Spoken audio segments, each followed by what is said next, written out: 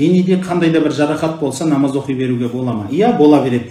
Қан болсын, ірің болсын ағып тұрса, оның сыртына бір нәрсе жауып қою арқылы намаз оқи бересіз. Дәрет алған кезінде әлгі нәрсені жауып қойсаңыз, сыртынан масих тартып оқып кете бересіз. Ешқандай да проблема жоқ. Басқа жерлеріңіз жуасыз да, жаңа дегеннің үстінен масих тартып жібересіз. Масих дегеніміз қолыңыз сулайсыз да, үстінен бір 3 саусағыңыз жүргізіп жібересіз да, дәретіңіз бар, намазыңызды оқи бересіз. Алла қабыл етсін.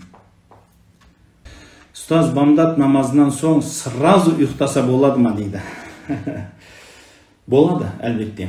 Егер шаршап тұрсаңыз, таң намаздан кейін ұйықтаңыз. Ұйықтама деген міндет жоқ.